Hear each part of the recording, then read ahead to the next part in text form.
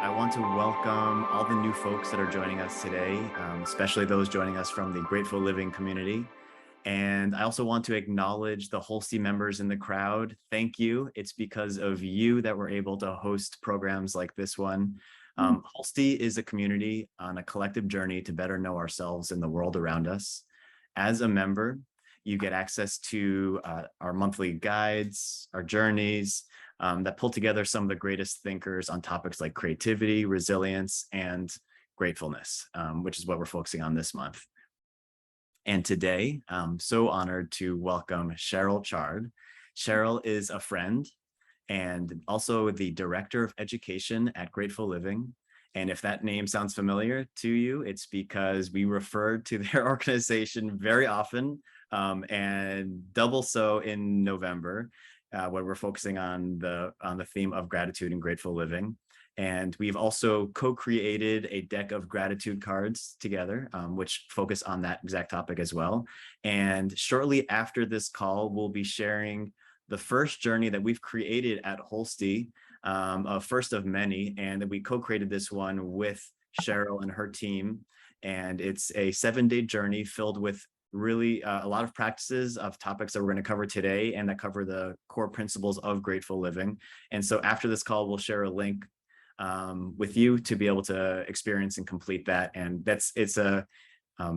you'll see that's a pretty innovative thing that we've done for us, at least, where it's going to be available to complete in multiple modalities, whether you want to print it out, complete it in Reflection app, which is our journaling app, or complete it within the community. So we'll share a link to that after this as well. And Grateful Living as an organization offers programs and practices that inspire and guide a commitment to living gratefully in our daily lives and in the world. Grateful Living is a secular organization with deep roots in the spiritual scholarship of the beloved Benedictine monk, Brother David Steindl-Rast. And Sheryl, as a lifelong educator, is passionate about designing innovative and beautiful spaces that inspire people to learn and grow. Sheryl, it's such a pleasure to have you. We're super excited for this conversation. It's been a long time coming, and I'm going to hand it over to you to take it over from here. Great. Mike, thank you so much for the warm welcome. And it is so nice to see many of your faces and everybody's names, and really an honor to be invited into this space with all of you. And yes, it's really wonderful to see where there's connection among our communities. And I think Mike and I have shared this vision of creating opportunities to deepen those connections. And so I'm really delighted to be here and to meet those of you whom I haven't met before, and hope that this is the beginning of many opportunities to learn from and alongside one another. And I want to start by saying that just from Holstee's beginnings, I've been so moved by the vision that Mike and his brother Dave held for all of us, that just to have the mission to provide resources and inspiration that allow us both individually and collectively to work toward the well-being and to live our best lives, which we all want, right? What a beautiful mission. And they do this in so many gorgeous ways. And I will admit that when I knew that I was I had fallen head over heels in love with all things Holstee, is when I became a member and I started getting the beautiful packages in the mail every month. And I think the value of the aesthetic that Holstee holds is so important, and so much in our world we allow it to become desecrated. And so that amplification of the beautiful, I think, is an amplification of the human spirit. And so I'm so grateful for those little gifts that arrive in the mail, and the most recent one on gratitude, and opening up the small little journal that comes each month, and seeing Brother David's words right there it was such a gift. So thank you to Mike and to Dave and the whole Holstee team for this invitation to be part of your community. It's really an honor to be here. As Mike shared, I'm the Director of Education at Grateful Living, and I'm learning to say grateful living because this week we announced a decision that's been about 2 years in the making, which was to change our name from a network for grateful living to grateful living. So if I slip up, bear with me, but join me in this effort of calling our organization Grateful Living. And I have the best job in the world. I work with an amazing team, and I get to help design the retreats and workshops and courses and offerings that we share with our global community. And I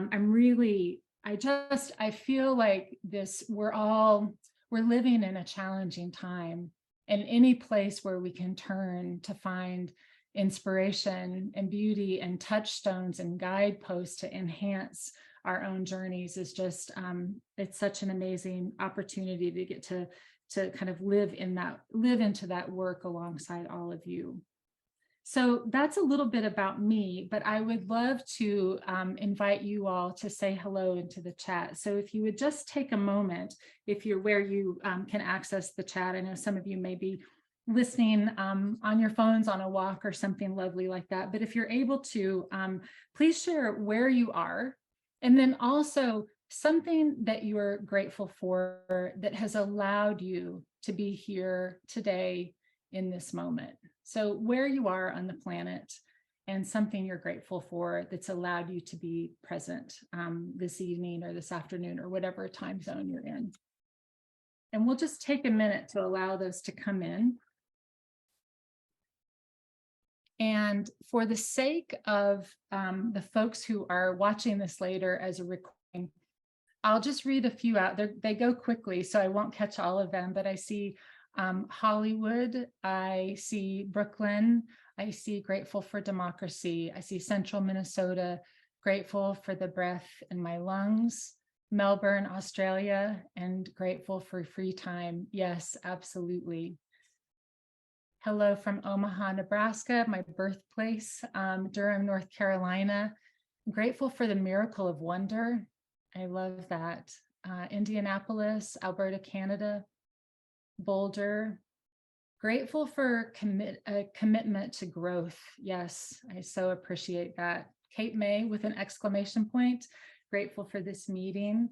So we'll just allow those to keep coming in. And I just want to say, thank you for being here and for carving out the time to be together in this space. And we form a bit of a constellation, if you can imagine it that way, and we'll return to that idea in just a moment. But just to, as we arrive and as you get comfortable in your body in whatever way you can right now, just to envision all of these people from across the United States and the globe, and that we're connected through our seeking, and we're connected through our desire to learn and to deepen the way that we live into the world.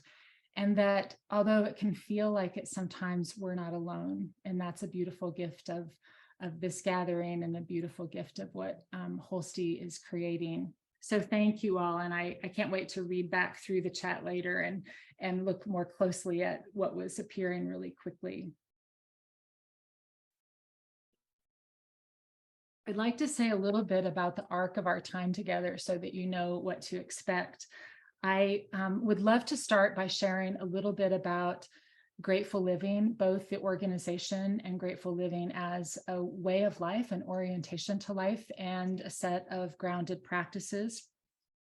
And then from there, move into 3 or 4, I'm hoping for 4 if we can get to all of them, simple reflections, guided meditations, and practices that we can do here together, and that then you can modify and make your own, and take into your own life in a way that I hope is enhancing for each of you.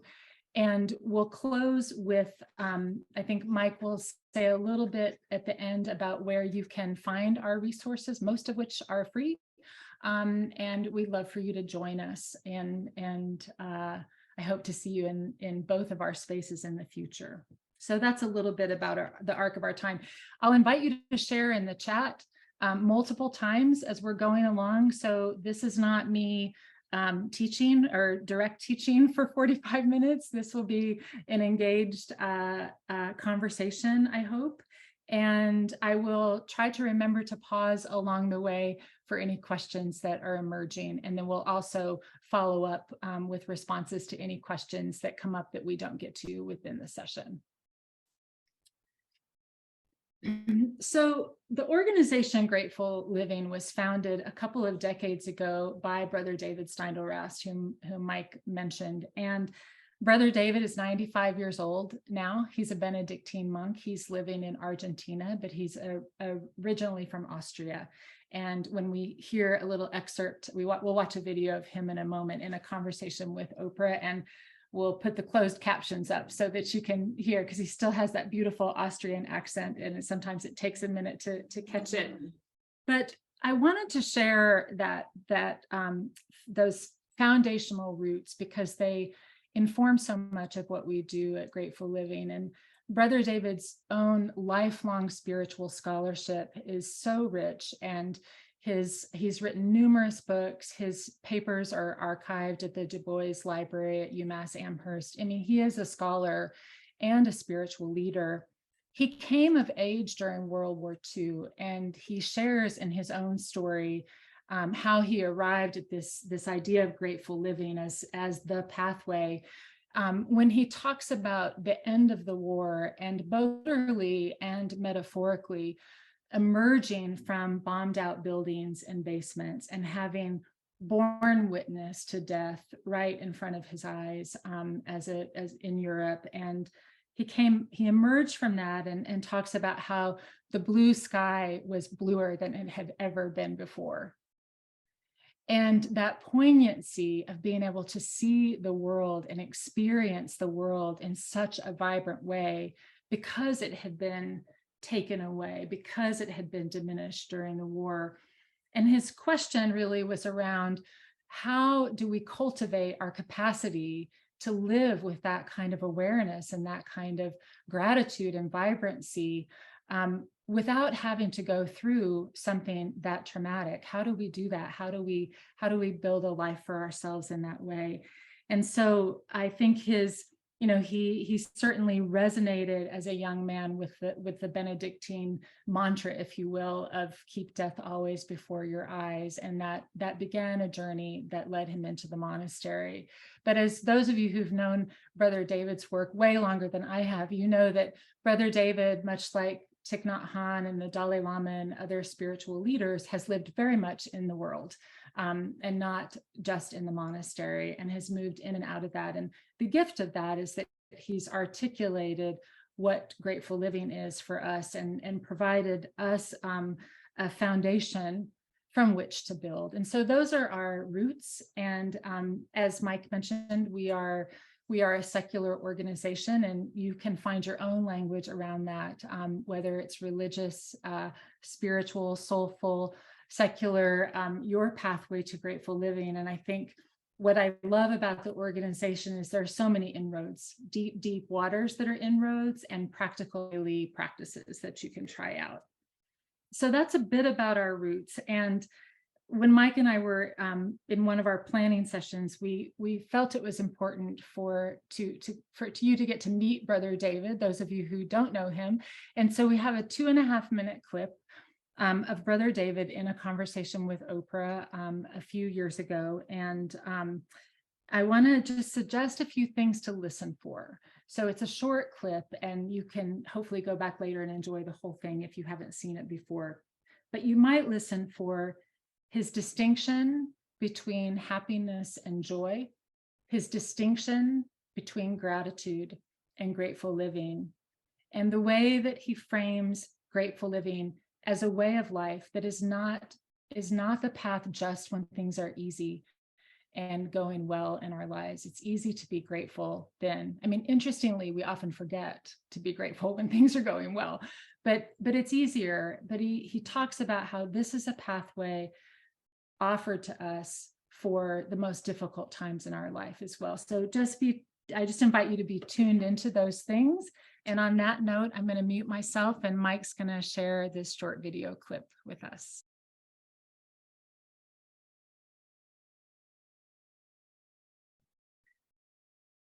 somehow he makes it sound so easy, right?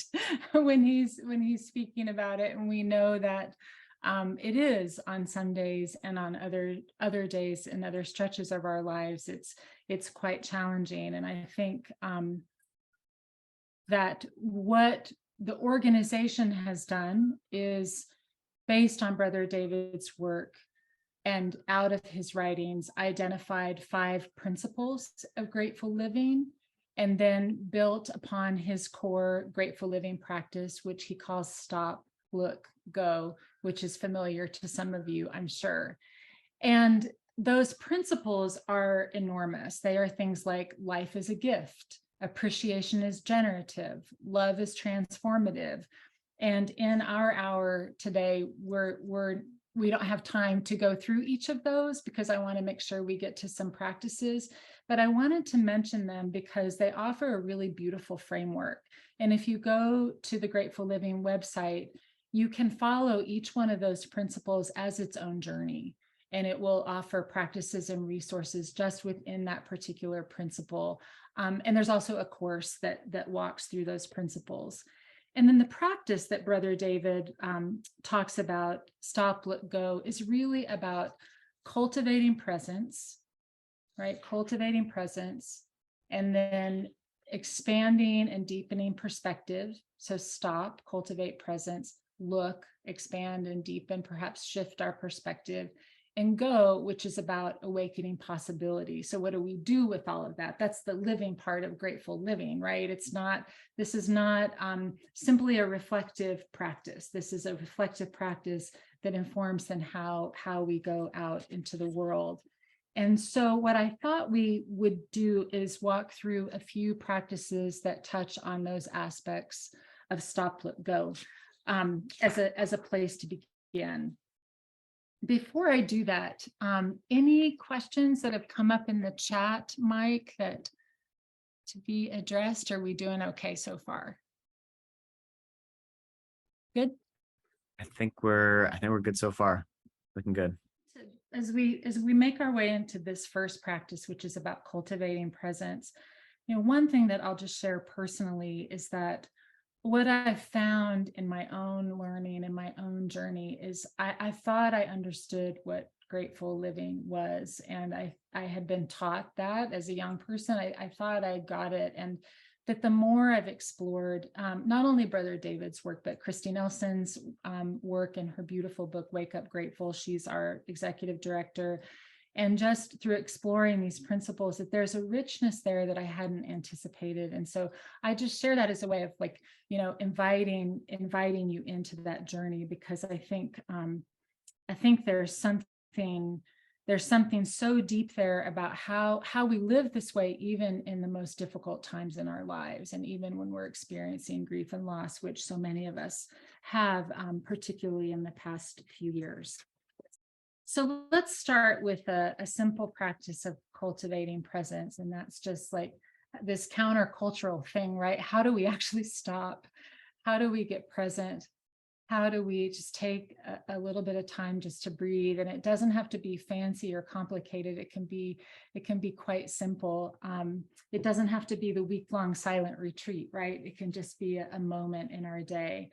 And so I wanted to start with this beautiful poem by Melissa Shaw Smith. And we have a pretty gorgeous collection of poetry on the website to explore. And this is one that you can find there. And I'll read it out loud, and Mike's going to share a screen with the poem on it. But as I'm reading it, I'd like for this to be a shared experience. So I'll read, and I invite you in the chat to float words or phrases from the poem that really resonate for you. So there'll be kind of a layered experience happening. And if that's distracting for some of you, just minimize your chat and don't look at that. But I think it adds a layer to be seeing what speaks to people while I read the poem.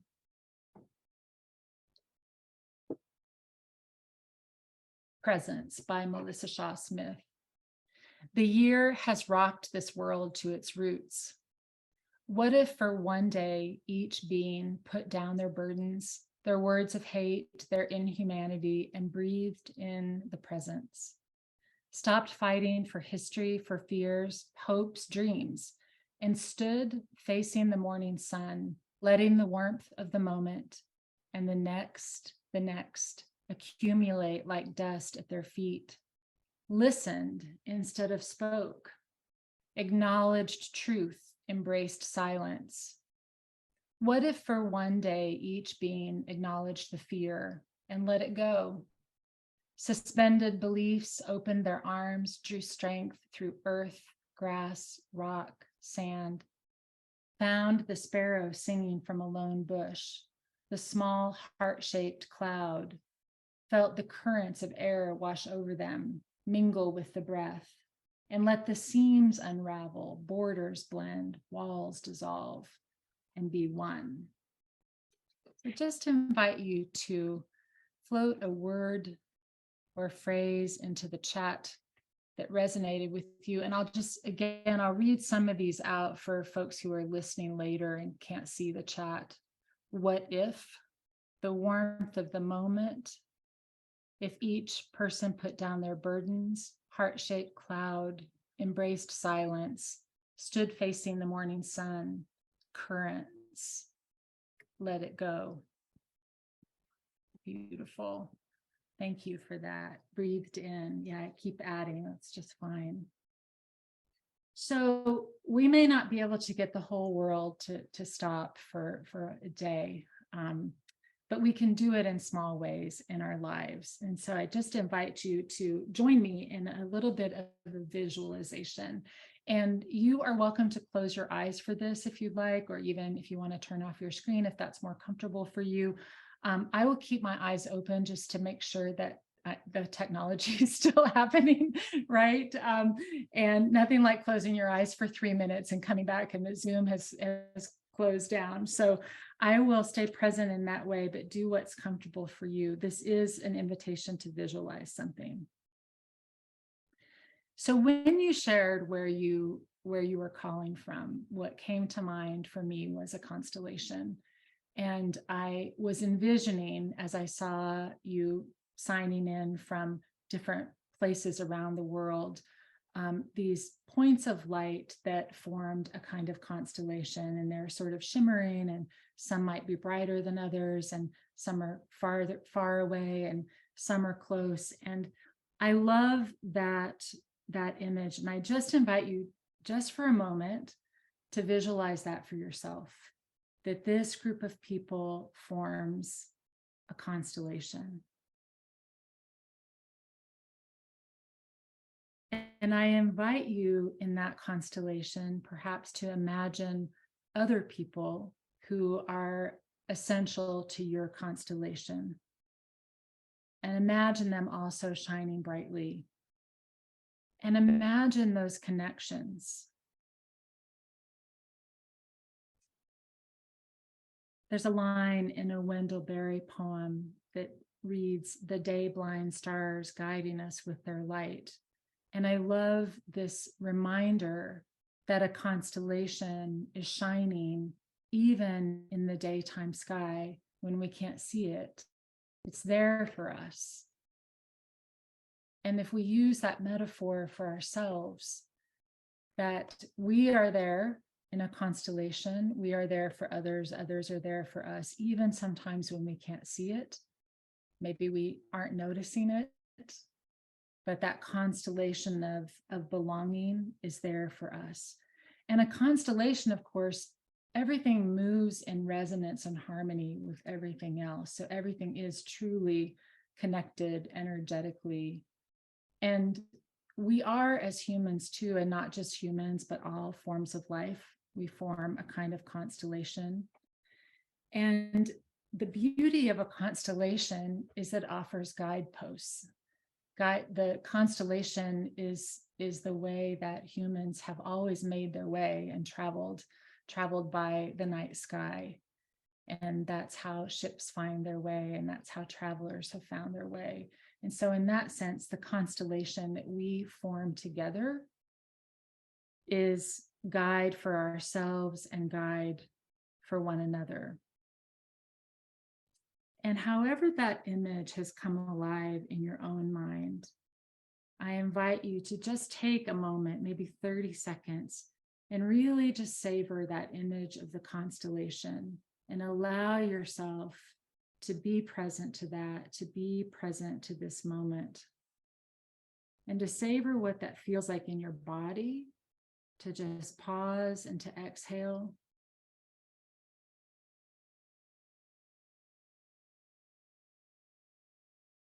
What happens in your mind.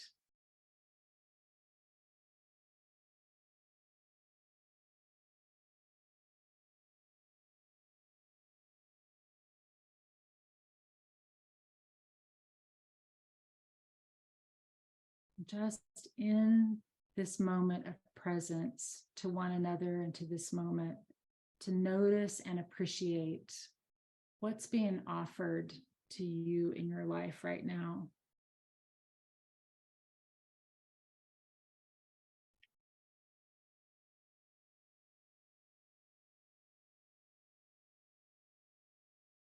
And if you would take a second to open your eyes if they're closed and begin to come back to the collective from your visualization. And I invite you to complete this prompt and float it into the chat. When I pause for stillness, when I become still, when I become present, I'm able to appreciate ... When I become present, I'm able to appreciate. And just to complete that into the chat.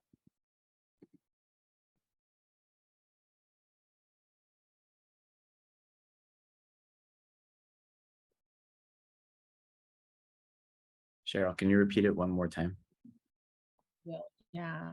When I pause and become present, I'm able to appreciate ... And we'll just read some of these for our friends who are watching later. My one wild and precious life. Time slowing. My wholeness. The beauty in us all. Everything. The connection I feel with all life, the air we breathe. Feeling connected with the divinity that is in all life. This beautiful earth, the gift of life. It's better to be kind. Everything I can find awe around me. I hear the whisper of possibilities and feel the embrace of the holy present, that despite what's going on, we're still here. And I think I missed one up at the top. My life started with my life from Caleb in life. Beautiful, beautiful. So that invitation, just to build those moments in when you get to pause and then appreciate what is, right? And so before we move on to another reflection, I just want to invite you to think about what's something that is happening in your life right now, or something that's scheduled for the next few days or the next week, or a relationship that could benefit from you bringing this practice into that space. For you to cultivate presence, how would that situation benefit from you pausing and becoming really present to yourself, to that person? And how might that allow you to show up differently for that situation? And that's just for your own consideration, and a way to take this practice forward. And any questions, or even, anything to pause for, and appreciating these additions that I didn't see. Thankful for all the blessings in my life, even the struggles, and my beating heart, my breath, and the living colors of my life. Thank you, Alicia and Gail. Any questions?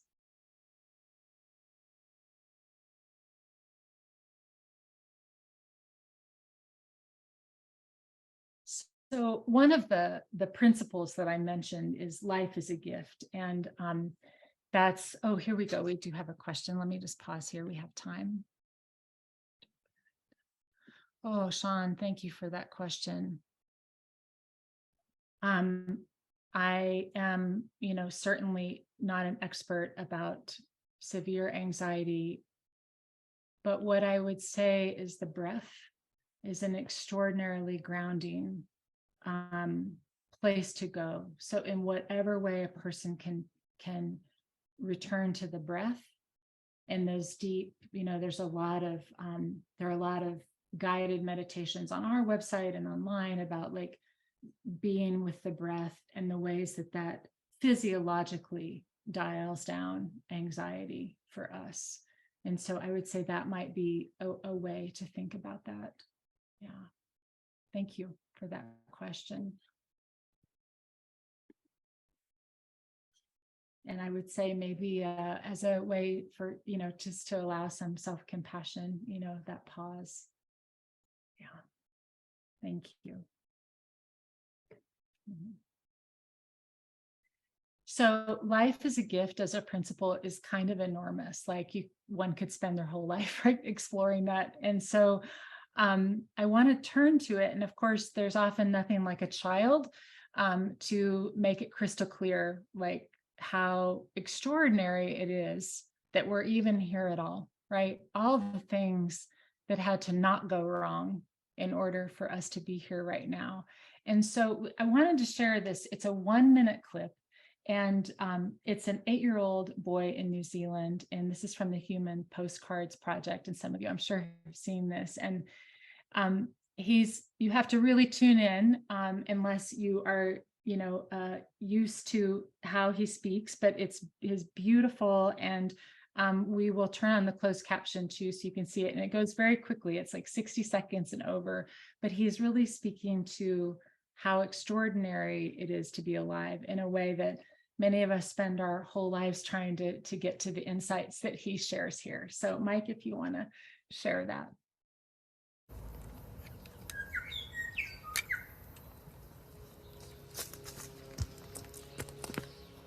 The most beautiful thing that happened in my life is that I was born, because we should all be grateful that we were born, because then we wouldn't be here, We wouldn't have any life. It would just be nothing.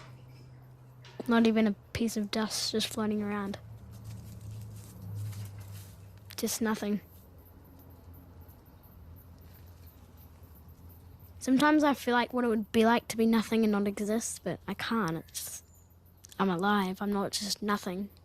I'm actually something that lives and that can move and that can feel and that can smell and that can taste and, that I can think and that I can make the most of my life and thing and that I'm actually here instead of nothing.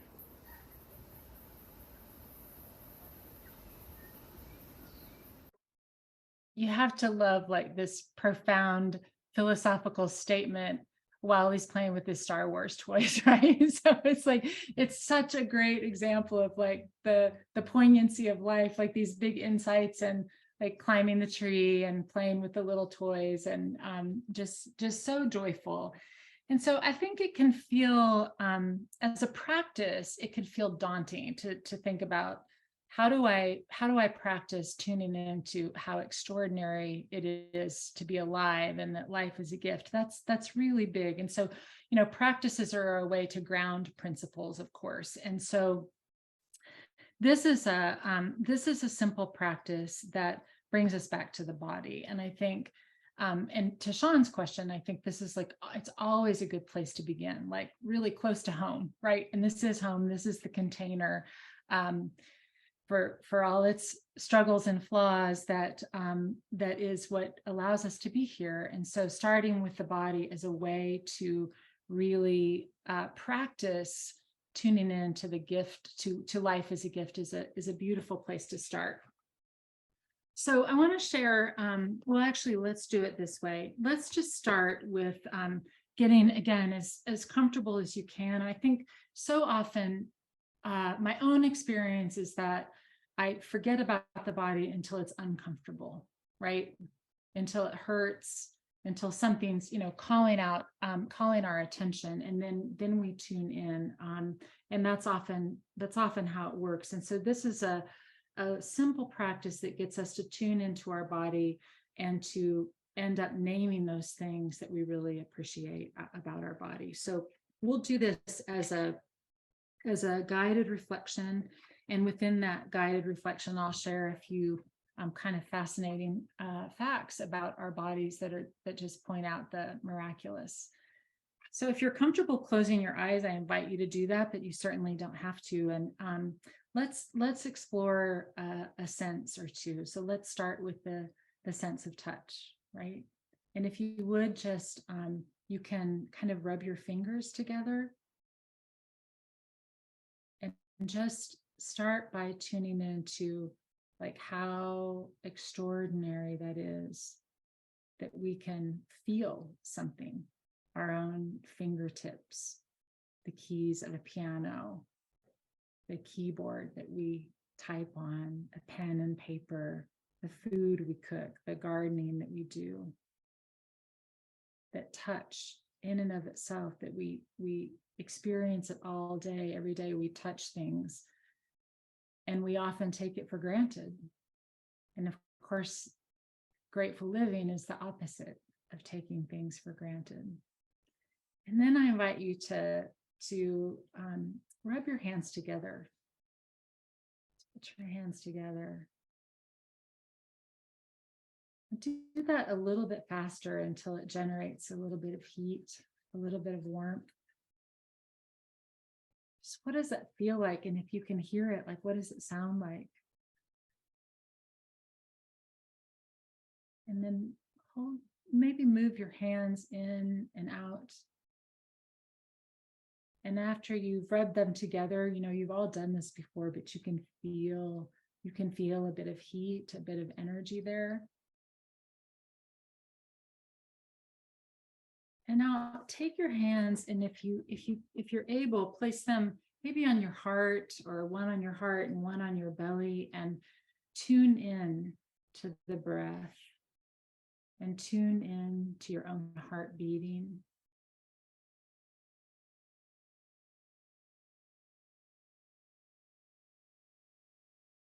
And here's the miracle of it all. So our hearts beat, and keep your hands there so you can just tend and attune to your breath and your heartbeat. But our hearts beat 100,000 times each day without our conscious effort. We take 1,000 breaths per hour without even thinking about it. And if the pandemic reminded us of anything, it reminded us to not take that for granted. We blink 1,000 times per waking hour, mostly without noticing. And our body produces 10.5 million new red blood cells each second. And our blood vessels are 60,000 miles long and could circle our planet twice. So I invite you to think about, and then actually write down, if you have a pen and paper, 3 things that you appreciate about your body.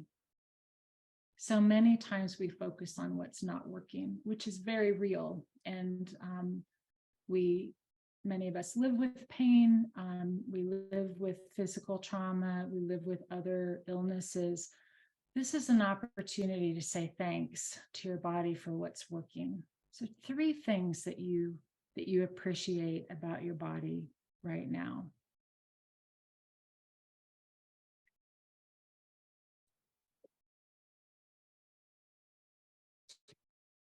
And if you're willing to share 1 or 2 or even all 3 of those into the chat, I invite you to do that. What are you grateful for about your own physical container that allows you to be alive on the planet?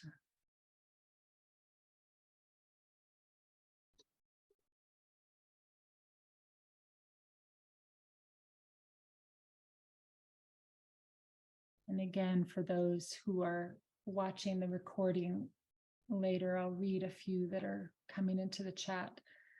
Flexibility, eyesight, hands, ability to breathe easily, hands, eyes, and ears.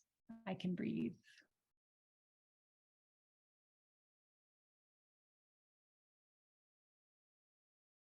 my height, my curly hair, my hearing, physical response to beauty and kindness. Oh, yes, I love that. Yeah.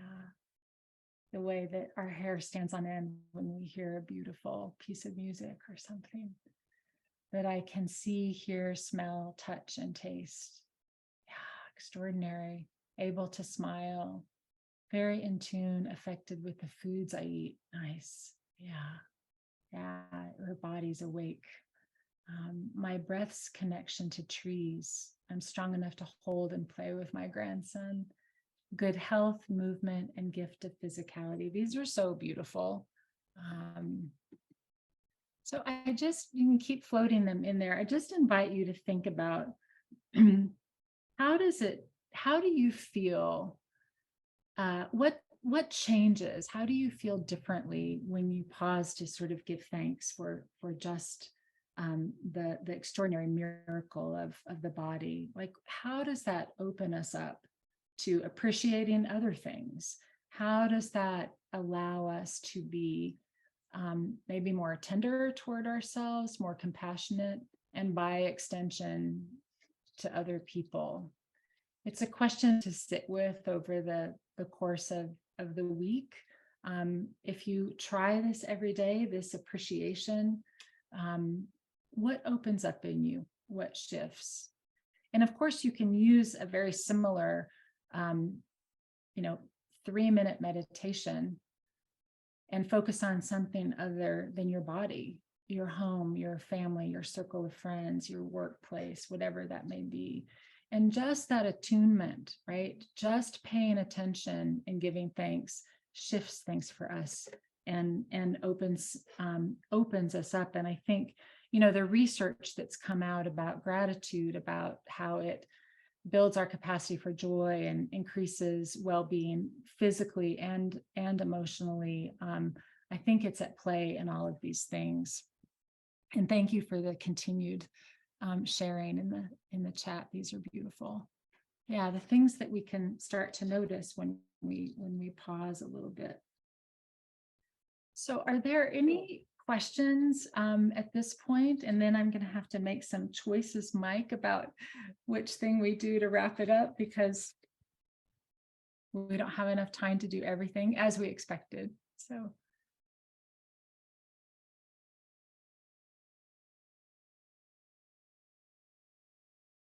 great.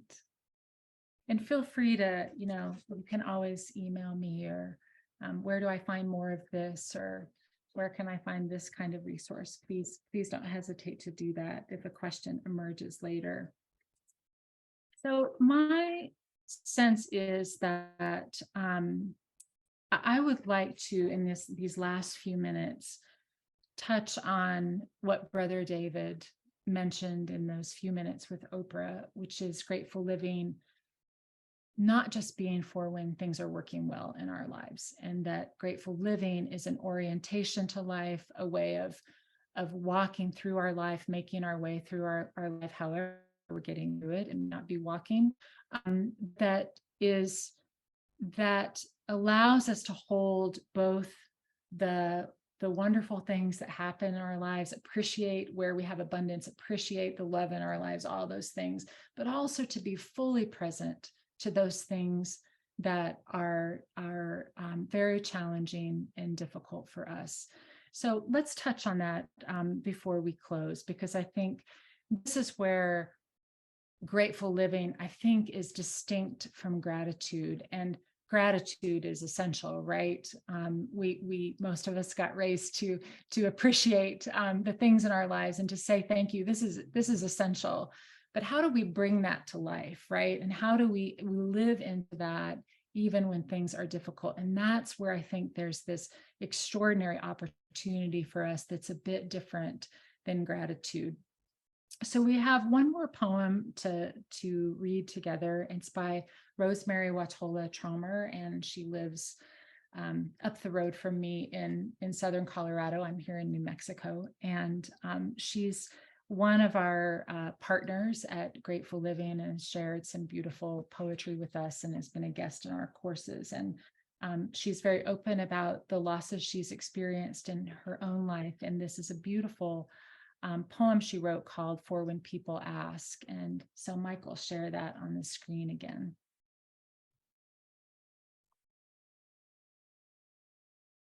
And let's do this the way we did the first poem, and it's kind of a Lectio Divina using a chat. So Lectio Divina is a way of reading text together, right? Sacred text in particular. And if we were in the room together, we'd speak the words out. And although we can do that here, you all can unmute. Let's try it. So this is how it will work. I'll read the poem through once, and then I invite you to unmute and speak a word or phrase that resonates with you. No explanation, no commentary, just the word or the phrase. It's okay if a few people do that at the same time, or there's a bit of silence. Let's just allow that to be its own kind of shared reading experience. And when that comes, it seems like it's at a natural close, I'll read the poem through one more time. And it's interesting how we then hear it differently. Or When People Ask by Rosemary, Wahtola, Trommer. I want a word that means okay and not okay. More than that, a word that means devastated and stunned with joy. I want the word that says, I feel it all at once. The heart is not like a songbird singing only one note at a time, more like a Tuvan throat singer, able to sing both a drone and a simultaneously 2 or 3 harmonics high above it. A sound, the Tuvans say, that gives the impression of wind swirling among rocks. The heart understands swirl, how the churning of opposite feelings weaves through us like an insistent breeze, leads us wordlessly deeper into ourselves, blesses us with paradox, so we might walk more openly into this world so rife with devastation, this world so ripe with joy. And so we'll just leave the slide up there, and I invite 30 seconds or so of people repeating words or phrases that resonated. Opposite feelings. I feel it all. And with joy. The heart understands swirl. Devastated and stunned with joy.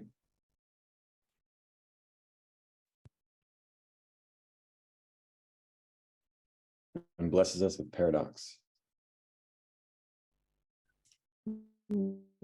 More openly.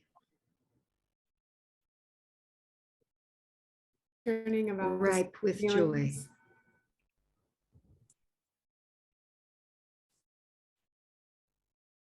Okay and not okay.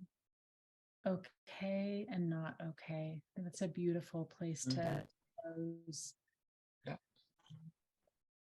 Thank you for that. And I think that she does such a beautiful job of getting at that poignancy, right, of what it means to be fully awake to the experience of living, which for no one is always easy. You know, everyone has struggles, everyone has grief and losses. And so the invitation, and we don't have time to do the practice I had hoped to do, but I just want to close with this invitation to imagine that. I think this is what Brother David is getting at, that you know, in one hand, we have all the blessings of our lives, those things for which it's so easy to be grateful, right? When we remember, right? They're just the love, the abundance, the maybe a little bit of money in the bank sometimes, you know, those things that make life easy, right? And then over here, we're all carrying grief and loss. We all have some version of that in our lives. For some, it's more traumatic than for others, but everyone is carrying something that's heavy. And so the invitation with Grateful Living is not that all these good things make these things okay. They don't, right? That's what Brother David's saying. It's not about saying, well, we have to make the best of it. These things are heavy and they're hard and they're full of sorrow.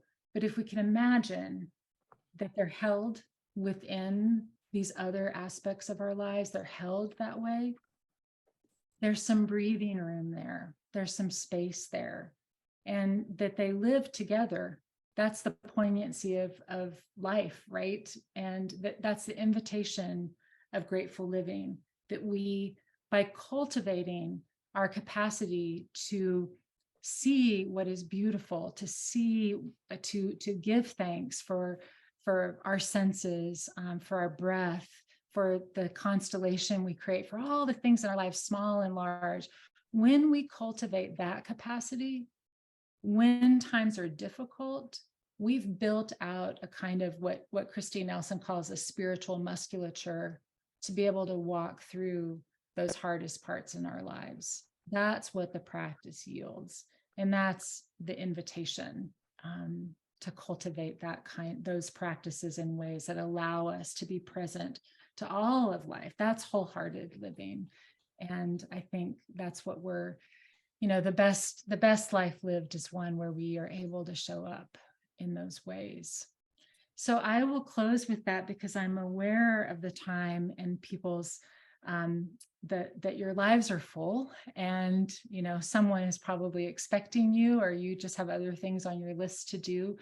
And I want to say thank you, my deep bow of gratitude to all of you for joining us here for this conversation. And I feel like I always leave these exchanges with, I've learned something from what you share in the chat, and I appreciate that so much. That's a gift. So Mike, thank you again. I don't know if you want to close by sharing a little bit about what's to come in terms of some follow-up, but I look forward to ongoing connection with all of you. I hope that our pathways cross both in the virtual world that we're so lucky to have, right?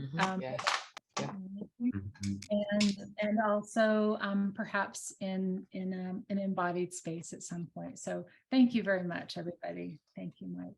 Sheryl, I'll just say thank you for creating this container. And I felt like I really stepped into an experience with you and all of us together for the past hour, seeing the topic of grateful living from a lens that, I don't know, from a depth that I don't think I actually have experienced it. And I really appreciated that. And you have a real gift for making that happen. So it was very cool to experience that. We've worked together and spoke together a lot, but that was the first time I got to experience it as a participant, and I really enjoyed it.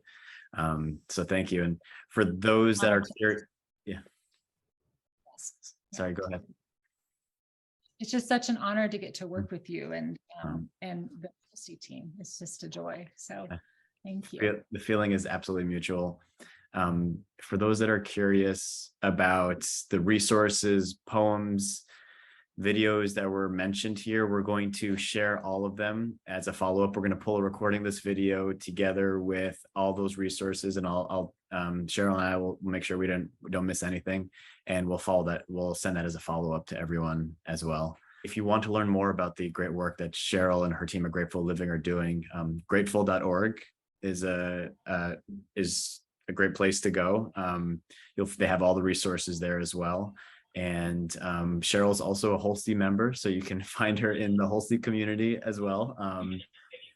And if there's any other questions that anyone has, or any other follow-up, feel free to continue the conversation in the thread online. But thank you all for joining, and have a wonderful rest of your day. Take care. Thanks, everybody.